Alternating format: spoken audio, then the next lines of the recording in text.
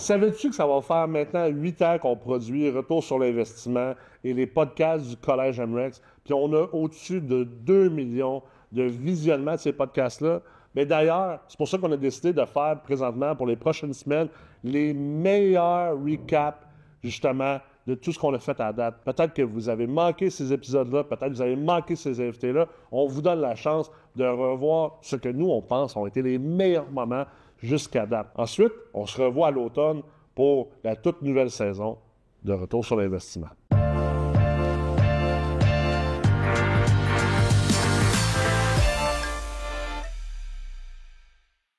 Je me suis renseigné sur c'est quoi l'immobilier, comment ça fonctionne. Puis il y a des grosses différences entre l'Europe et l'Amérique du Nord, c'est certain. Là. C'est certain. Puis là, quand j'ai commencé on m'a parlé de financement, refinancement. Puis je croyais pas trop au début. Et finalement, en 2019, j'ai refinancé mon condo que j'avais acheté où j'habitais dedans. Puis là, tu y as cru. Puis là, j'ai vu le chèque qui est rentré dans le compte en banque. Puis je fais ah ouais, ça marche. Ah ouais. C'est comme ça que ça fonctionne. C'est top! Ouais. Fait que là, la piqûre a prise. Le concept du refinancement en France, ça n'existe pas. Ça n'existe pas vraiment là-bas. Là. Même moi, mon père a été conseiller bancaire là, jusqu'à temps qu'il prenne sa retraite. OK. Puis quand je lui ai expliqué aussi, il n'arrivait pas à capter. Il était comme, mais non, le taux, il est figé pour ton temps, puis les titres. Ah, c'est ça. Il ne comprenait pas. Fait qu'une fois que tu le comprends, puis que tu comprends la mécanique, ouais. puis que tu l'as expliqué à d'autres personnes, puis que tu l'as vu toi-même. L'espèce d'effet de levier continuel que tu peux recréer. Là, exact, c'est ça. Puis tu sais, c'est ce que tu dis souvent, puis ce qu'on dit avec tout le monde, c'est en fait, dans le fond, ça fait que tu as besoin d'une mise de fonds pour démarrer. Exact. Puis après, si tu es assez patient, tu es assez bon, théoriquement, avec une mise de fonds, tu peux faire toute une carrière. Là. Exact. Puis c'est toujours ça, c'est la patience, right? C'est penser que... Ça, c'est le bout tough. C'est la partie tough, parce que moi, personnellement, je suis le premier à être impatient. Là. Je veux que tout réussisse. Puis souvent, on a des affaires comme ça où c'est comme, OK, quand c'est que ça va venir? Mais ouais, il faut comprendre que l'immobilier, c'est un jeu de patience. Tu vas pas en vivre tout de suite, mais par contre, tu peux vraiment t'amuser et faire des belles choses aussi, avoir de l'impact et vraiment avoir de l'impact là-dessus. Donc, Puis, tu as fait la Meurthe? Oui. Parle-moi de ton expérience là-dedans. Oui, à Meurthe C16, on a terminé en début de l'année. Une superbe cohorte, d'ailleurs. Une superbe cohorte, vraiment des malades mentaux de partout. Là, c'est clair. De toutes les expériences, là, des gars qui avaient 0 porte, des gars qui en avaient, je sais pas, plus de 300. Là. Ouais.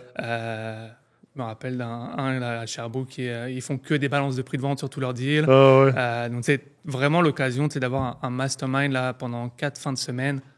On parle que d'immobilier. Puis c'est bon, on parle que d'immobilier, puis c'est talent. C'est juste tout le monde est vraiment allumé. Oh, ouais. Puis tu as vraiment juste envie de parler de ça. C'est super excitant, tu apprends tellement de choses. Moi, je suis sorti de là grandi.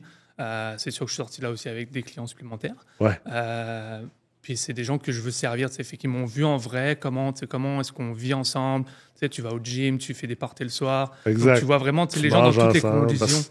Les retraites, je veux dire, tu as la chance de vraiment rencontrer le monde. C'est pas comme dans un réseautage, dans un 5 à 7. C'est ça. Puis tu creuses vraiment. Tu vas au-delà de ça, de la première, deuxième couche. Là, tu vas vraiment dans des discussions plus profondes. Absolument. Donc, c'est le fun. Si t'es chanceux, il y a une commande de bouffe qui arrive le vendredi soir. Les petites wings. On regarde ces secrets-là pour la Meurthe. Il faut faire la meute pour savoir de quoi on parle. C'est ça, exact. Puis là, aujourd'hui, dans le fond, t'es rendu courtier. Ouais. Puis t'as comme mission de venir accompagner des investisseurs. Exact. Fait que courtier immobilier, en fait, j'ai un background où j'ai fait plusieurs démarrages d'entreprises qui ont plus ou moins, toutes eu plus ou moins de succès. Des bons apprentissages. Des bons apprentissages, on apprend des leçons. Les partenariats, même chose, on apprend beaucoup de leçons. Le tout, c'est de se relever puis de continuer. Ouais. Puis quand je suis arrivé, justement, le partenariat dans l'immobilier, moi, je faisais encore de la vente dans le monde corporatif. Okay. C'est que j'avais un 9 to 5. Puis à ce moment-là, moi, mon why, c'était de quitter mon 9 to 5 puis de pouvoir être mon propre boss. Comme j'ai un peu de mal avec être dirigé par quelqu'un. Ouais. Par exemple, tantôt, là, je suis arrivé dans les locaux, puis je vois mon téléphone qui sonne, puis c'était mon chef. J'étais comme, non, je suis obligé de le prendre. Donc ça, c'est un aspect que je voulais me libérer. Ouais. Et puis, pour arriver là, donc ça, c'était le début du why. Et l'immobilier, j'ai vraiment trouvé ma passion. Okay. Et puis, venant du monde de la vente de logiciels, j'ai marié la vente puis l'immobilier. Puis le match parfait, c'était d'être courtier. Oui, c'est clair. Donc ça faisait complètement du sens. Il y a beaucoup de choses que tu peux apprendre de tes expériences puis de tes formations, de d'autres domaines qui peuvent servir. Puis c'est pas vrai que peut-être que tu recommences à 0, peut-être que tu recommences à 5 à cause de ce que tu as appris dans l'autre domaine. Peut-être dans l'autre domaine, tu étais rendu à 10, mais là, tu recommences quand même pas à 0. Puis peut-être aussi que ton 5 à 15 va aller plus vite que ton 10 à 15. Parce que tu as du transversal, parce que tu aimes mieux ce que tu fais maintenant, parce que tu es plus sur ton X. Puis ça, je trouve que les gens l'oublient souvent. Mais je pense qu'il y a tout un art dans savoir comment utiliser tes expériences passées pour résoudre des problèmes actuels. Absolument. Je pense qu'il y a une facilité dans tourner la switch à off, dans le sens que quand on a un bagage de connaissances, puis là, on change un peu de milieu ou on change de trajectoire, il y en a beaucoup qui vont mettre cette switch-là à off, soit parce que finalement, ils ont passé trop de temps à leur goût, à tourner en rond dans un certain milieu, ils se sont brûlés. Puis là, ils oublient, en quelque sorte, ils oublient les connaissances, les expériences qu'ils ont vécues, alors que c'est une chance incroyable de pouvoir avoir un bagage varié. Tellement. Puis quand on gère des problématiques en investissement immobilier, en gestion immobilière, il y a tellement de domaines, il y a tellement de choses à prendre en considération dans les relations humaines, dans les relations avec des locataires, des clients, des propriétaires d'immeubles. On peut se servir de tout notre bagage de connaissances qui est très varié, mais très complémentaire et cohérent pour gérer certaines situations. C'est ce qui amène ton unicité, tu sais, d'être unique. Tu as parlé tantôt de marketing dans ton MBA. Tu sais, dans le premier cours de marketing à l'université, puis dans probablement tous les cours de marketing au monde, on parle d'un USP, d'un Unique Selling Proposition. Qu'est-ce qui te différencie? Qu'est-ce qui te distingue? Puis moi, j'ai toujours bâti mes entreprises de manière un peu rebelle à vouloir être différent, à avoir ma propre couleur. Puis aller dans ton océan bleu. Exact, mon océan bleu. Puis je prends l'exemple de moi-même. J'ai pas étudié en immobilier. C'était pas ça mon domaine d'études universitaire. J'étais dans un domaine complètement différent. J'étais dans la biomécanique, dans le médical, dans la performance humaine, mais c'est drôle parce que des fois, j'ai des discussions avec des gens sont comme « Ah, t'as pas étudié... Ils sont surpris. « Ah, t'as pas fait un bac en finance ou une maîtrise en ci puis en ça. » Puis automatiquement, sans trop me connaître, tu sens déjà le jugement de « Ah, OK. Non, mais moi, je suis meilleur, puis je suis... capable de performer comme je performe, qui est quand même de manière assez unique, à cause de ça. À cause de ce bagage-là. En dehors de la traque, dans le sens que tu n'as pas été... indoctriné. C'est ça, formaté. Puis je suis bien placée pour le savoir. Là, j'ai plusieurs diplômes universitaires. Puis parce qu'étudier l'architecture pour faire de la gestion immobilière, puis de l'investissement immobilier, c'est pas le path le plus commun, mettons. Non, mais ça va être utile. Ça va être utile. On a des grands projets. Ça doit être utile à tous les jours, c'est sûr. Oui. Puis, tu sais, le parcours universitaire, c'est pas toujours concret. Hein? Non. En fait, c'est très rarement concret. Exact. Je pense à Jérôme qui est plombier. Absolument. Les compétences qui se développent comme plombier, ça doit être extraordinaire. C'est du hands-on. Oui. À l'université, c'est... Je veux pas être méchante, mais des fois, c'est du pelletage de nuages. Oui, souvent. Puis il manque... puis il y a une raison pourquoi c'est comme ça, puis c'est correct. Puis moi, ça m'a apporté beaucoup. Ouais. Mais il y a le côté pratique qui... on le développe uniquement quand on arrive sur le marché du travail ou quand on fait nos projets. Ouais. Puis ça, un peu comme tu le dis, là, toi, c'est comme ça que tu l'as appris. Ouais. C'est comme ça que tu l'as développé. Puis je crois, humblement, que c'est la meilleure façon de le développer. Ouais. Je sais pas si j'avais à recommencer demain matin mon parcours. Je sais pas si je prendrais le même parcours. J'adore le Québec, puis j'élève mes enfants ici, mais il y a deux choses que je trouve qui est très faible ici. C'est qu'on est très peur du risque et de l'échec. Oui. Ben oui. Vraiment, là, on a une immense peur de risque et d'échec. Ouais. On l'évite à tout prix. Je pense qu'on perd beaucoup à éviter de manière aussi agressive l'échec. Vraiment. On le voit dans les cultures comme la culture de Silicon Valley, que c'est le contraire total. Là. C'est comme ils foncent vers l'échec, puis c'est de là que les innovations sortent. Pratique-toi à échouer, puis là, tu vas devenir exact. Puis l'autre côté, c'est le côté exploration. Le côté, puis je pense que ça va ensemble, de ne pas avoir peur d'explorer. Puis de dire, écoute, ça se peut que ça ne fonctionne pas, ou ça se peut qu'on se revire de bord, ou ça se peut qu'on dise, finalement, on est allé explorer vers là-bas, moi, on n'aime pas tant que ça. On va aller explorer un autre endroit. Il faut être assez humble aussi pour, du moment qu'on a exploré, puis de se dire, ben c'est peut-être pas un chemin qui nous intéresse finalement, de se retourner puis de faire autre chose. Il faut avoir un côté humble puis faire une introspection aussi, parce qu'on va décevoir des gens. Il y a des gens dans notre entourage qui vont pas nécessairement comprendre pourquoi on a pris tel ou tel chemin. Fait que c'est de prendre le temps d'expliquer aussi aux gens autour, puis d'essayer de s'enlever cette pression-là de devoir toujours avoir un chemin unique. Je pense qu'au Québec, on est très fort là-dessus. Là. Une carrière unique. Tu vas à l'université, tu sors de l'université, tu fais la même carrière jusqu'à ta retraite. Je pense que ça change de plus en plus, mais le fait d'aller explorer plusieurs carrières, plusieurs angles, de plus en plus, on le voit, mais faut l'expliquer à notre entourage aussi. Ouais. Hey, salut, je vous dérange 2 secondes durant cet épisode. D'ailleurs, merci beaucoup de nous écouter. On le fait pour vous. Et c'est très, très rare que je vous demande quelque chose, mais voici le temps arrivé. Je vous demande une petite chose, c'est de vous abonner sur votre plateforme préférée de podcasting pour être sûr de toujours recevoir les nouvelles épisodes. Ça fait plus de 8 ans qu'on produit ça pour vous. Ça coûte de l'argent, du temps, de l'énergie, de la coordination. Et on le fait parce qu'on veut être sûr que même si vous n'avez pas d'argent présentement pour investir dans votre formation ou que le timing n'est pas bon ou vous n'êtes pas encore rendu là, bien, vous êtes capable quand même de vous inspirer, de vous éduquer puis d'avoir des modèles. Donc, pour nous encourager à le faire, on vous demande juste une petite chose. Ça prend 3 secondes. Assurez-vous d'être abonné sur votre plateforme préférée pour être sûr qu'à chaque fois qu'il y a un nouvel épisode, vous le recevez. Merci et bonne continuité dans l'épisode. Qu'est-ce que tu vois qui est le défi primaire présentement des investisseurs et des gens que tu côtoies? Beaucoup de changements au niveau de la SCHL. Donc, en fait, je trouve que le défi est d'être à l'affût de ce qui se passe justement dans les changements comme ça. Donc, c'est pour ça que je trouve que c'est important de s'accompagner d'un courtier hypothécaire qui rapidement peut, en amont, connaître qu'est-ce qui va se passer ou qu'est-ce qui s'en vient. Parce qu'en tant qu'entrepreneur général ou en tant que développeur de terrain, si tu penses, exemple, à faire des triplex sur des lots séparés ou des quadruplex, puis finalement, il y a une loi qui change, que finalement, ton projet de financement vient de tomber. True story. True story. Donc, ça peut faire mal. Donc, je pense que c'est ça, je trouve, le danger de l'immobilier, c'est d'être à l'affût des changements auxquels on ne peut pas contrôler. Je trouve que c'est ça. Ça bouge vite aujourd'hui. Je me rappelle... Tu sais, quand j'ai fondé Réarvé en 2013, on faisait du service conseil justement aux investisseurs. Puis à ce moment-là, je disais aux gens, tu sais, essayez d'être prévoyant. Les prochaines années, il va y avoir beaucoup de changements en immobilier. Tu sais, on sortait d'une ère de...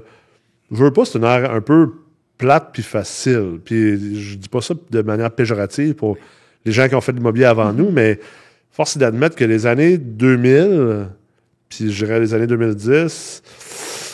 T'avais pas besoin d'être très compétent pour réussir dans le domaine du multilogement. T'avais besoin, mettons, d'une première mise de fonds, là. Mais dès que tu l'avais, là, ton niveau de compétence pouvait être proche de 0. Là.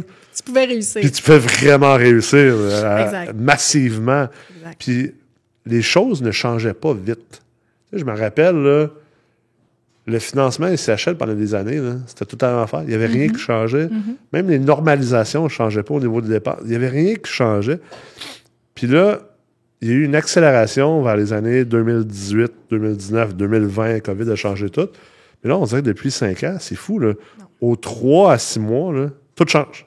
Tout change. C'est incroyable. Puis des fois, j'entends des développeurs immobiliers qui disent « Ah non, nous, on gère ça à l'interne, nos financements, nos choses. » Mais tu sais, nous, là, chez PMML, on en fait des centaines de financements par année. Donc, en tant que courtier, tu sais... Alors...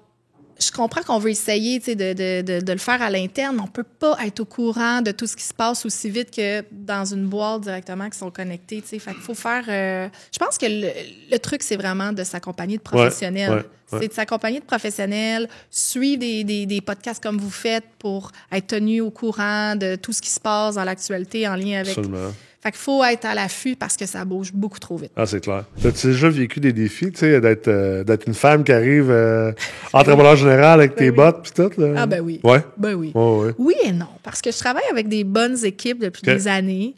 Les gars me connaissent. Tu sais, moi, je viens de la Rive-Nord, donc c'est des gens avec qui même j'étais à l'école. Donc, je travaille avec beaucoup de gens que j'encourage, que je connais de longue date.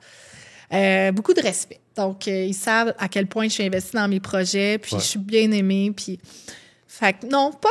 J'en ai eu, là, des jokes de sous-traitants un peu mon oncle, là. Mais, tu sais... il va toujours en avoir. Il va toujours en avoir, mais beaucoup de respect. Je trouve que les hommes, maintenant, sont quand même très respectueux des femmes. Je pense que notre place, il faut la prendre encore plus. Ouais. Puis, tu sais, d'autant plus que là, en plus, j'ai les deux volets, tu sais, autant où je suis du côté professionnel que je suis du côté où je suis capable d'être sur le terrain, connaître exactement de quoi qu'ils me parlent. Fait que beaucoup d'expérience commence à prendre, puis ça fait beaucoup plus de respect, là, c'est sûr. Ouais. Je me fais souvent poser la question, justement, pourquoi il n'y a pas plus de femmes en immobilier, là, puis j'aime ce que tu viens de dire. Il faut prendre sa place, parce que je pense qu'il y a de moins en moins de barrières. Puis, tu sais, il va toujours y avoir des barrières pour tout le monde, là, on s'entend dans la vie, là, mais au final, je pense qu'il faut qu'on se responsabilise, tu sais. Puis souvent, j'entends, tu sais, à travers les clients que j'ai, des gens super motivés, puis sont des groupes d'investisseurs. Ouais. Et la femme est tellement utile parce que ça devient une business, tu sais. Il faut que chacun trouve son compte. Absolument. Alors, je sais pas pourquoi les femmes sont pas plus en immobilier, parce que c'est tellement utile d'avoir une femme dans un groupe d'investisseurs. Parce que, ou si, par exemple, tu veux t'en aller en optimisation, tu veux faire des flips, ou chaque personne doit avoir sa place dans ton... Puis, tu sais, on le fait dans l'exercice mission, vision, valeur, où tu t'en vas, quel genre de business que t'es, qu'est-ce que tu veux accomplir.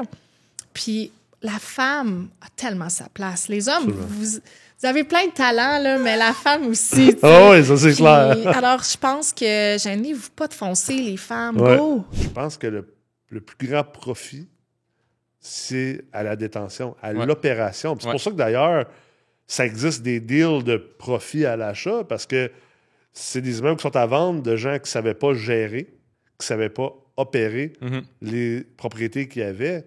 C'est ce qui vient creuser justement des opportunités. Fait que si, comme investisseur, tu es capable de dire, OK, oui, c'est le fun, apprendre à utiliser un chiffrier, tout ce qu'on apprend en ingénierie financière, c'est la clé. Tu peux pas investir aujourd'hui si tu n'as pas ça. Mais d'aussi comprendre puis investir dans comment vraiment bien gérer ton immeuble, que ce soit toi, que ce soit tu délègues, mais quand tu délègues, tu dois quand même aussi travailler avec le gestionnaire. Je pense que c'est un des endroits les plus oubliés aujourd'hui en termes d'investissement immobilier. Oui, puis c'est la plus grosse partie en réalité, là, tellement.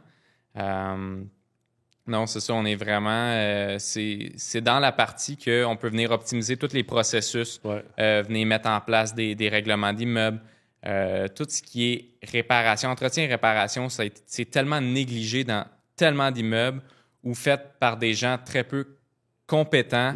Tout ça crée une dette. Une dette. Une dette de rénovation à venir. Oui, une chimie dans l'immeuble qui n'est pas intéressante du tout, là. Ouais. Donc, le fait de venir vraiment répondre aux besoins des clients. En réalité, les locataires, c'est des clients, là. Ben, tu ramènes cette bonne énergie-là à même l'immeuble, puis ça vient faciliter tout le reste du processus de la gestion. Absolument. Tu sais, un jour, les taux d'occupation à certains endroits vont peut-être jumper.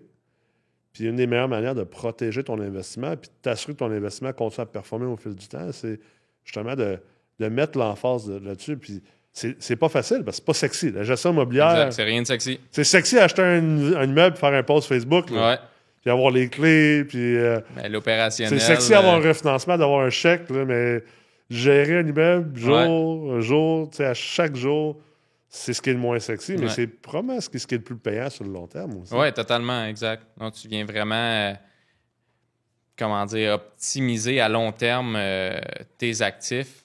Puis, tu sais, c'est pas vrai que, tu sais, en réalité, on gère tout près de 150 portes en Estrie, puis le fait que il y en a beaucoup qui disent « tu vas changer une toilette en plein milieu d'une nuit ou quoi que ce soit. Tu sais, ça arrive très rarement, je dirais, là, tu sais. Il y a beaucoup de cas qu'on est capable de régler au téléphone ou... puis ça rend... C'est pas si dramatique que ça, là, à la fin du compte, là. S'il faut vraiment être chez un locataire à 5 h du matin, un samedi matin, là, c'est que ça te tente vraiment, là. Oui, exact. Ou que tu es vraiment mal organisé. Oui, bien, c'est ça aussi, tu sais, c'est... D'où là est l'importance de... que l'immeuble soit bien optimisé, que les locataires soient au fait. Admettons, je prends pour exemple, les valves pour des dégâts d'eau sont où? Est-ce qu'ils sont bien démontrés aux locataires? S'il y a un dégât, ils n'ont pas besoin de t'appeler. Ils peuvent fermer la valve puis tu iras le lendemain. Il y a une éducation à faire en réalité. Là.